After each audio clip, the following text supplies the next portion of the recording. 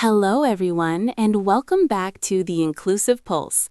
I'm your host, Sochita, and it is just so wonderful to have you with us for episode 2 of our series on multicultural education and student engagement. Last week, we touched on the basics, but today we are going deep. We're talking about that spark, that moment when a student feels like they truly belong in the classroom. And to help me unpack this, I have the brilliant Mr. Saroon back in the studio with us. Welcome, Saroon. Thank you so much, Sochita. It's an absolute honor to be here. I've been looking forward to this conversation all week because, honestly, engagement is where the magic happens in education. You know, Saroon, when we talk about engagement, people often think it's just about kids paying attention or turning in homework. But in a multicultural context, it feels heavier, doesn't it? It feels more emotional. You hit the nail on the head. It's not just about compliance, it's about connection. For a student from a diverse background, engagement is often a direct result of feeling seen. When they don't see their culture, their history, or even their family's language reflected in the lessons, they check out. Not because they're lazy, but because they feel like uninvited guests in their own classroom. That uninvited guest analogy really hits home. It's a lonely feeling. Can you share a moment from your own teaching career where you saw that shift? When a student went from being a ghost in the room to being truly present? I remember a student named Leo. He was very quiet, very reserved. For months, he barely spoke. One day, we were talking about migration stories, and I brought in a traditional weaving from his home region. His eyes they lit up. It was like he finally had permission to exist. He spent the next 40 minutes explaining the symbolism to the class. That wasn't just engagement, that was empowerment. Wow. I can almost feel the energy in that room just hearing you describe it. It's about validation, isn't it? But how do we do that without it feeling performative or like we're just checking a box for a diversity month? That is such a critical question. It has to be authentic. If you only bring in multicultural elements once a year, students see right through it. It feels like a tourist visit. Authentic engagement happens when the curriculum is mirrors and windows.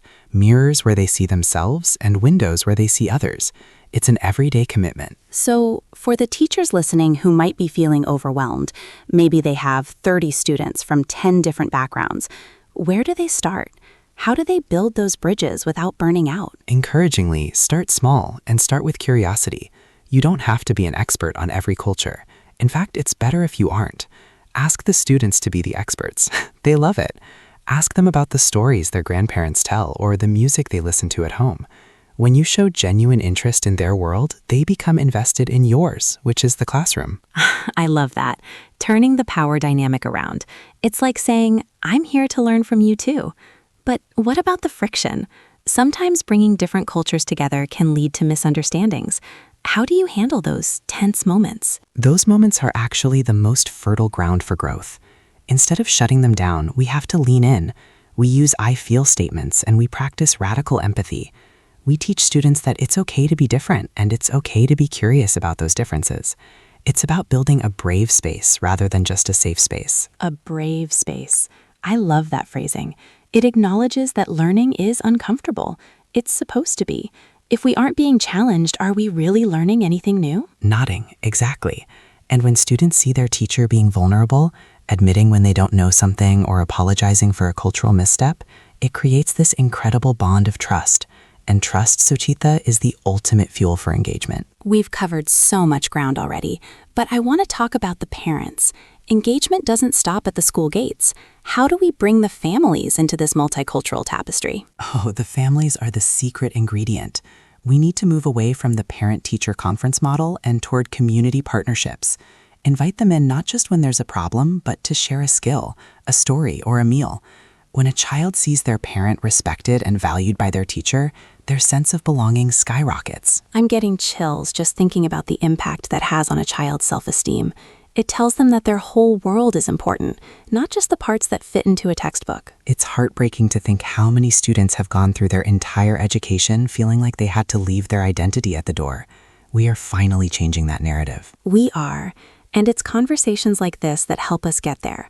Saroon, as we start to wrap up this episode, what is one heart-centered piece of advice you'd give to an educator who wants to boost engagement through multiculturalism tomorrow? Calmly and sincerely, my advice is this. Look at your students through the lens of assets rather than deficits. Don't look at a language barrier as a problem. Look at it as a linguistic superpower. Don't look at cultural differences as obstacles. Look at them as richness. If you truly believe your students bring gifts to the table, they will fight to show you those gifts. That is beautiful. Assets, not deficits. I'm going to be thinking about that for a long time. Sarun, thank you for your wisdom, your heart, and your time today. It was my pleasure, Sochita. Thank you for giving these ideas a voice. And thank you to all our listeners. Remember, every student has a story that deserves to be heard. Tune in next time as we talk about curriculum reconstruction, how to actually rewrite the scripts we teach. Until then, keep your hearts open and your classrooms inclusive. I'm Sochita, and this has been the Inclusive Pulse. Goodbye, everyone. See you in episode 3.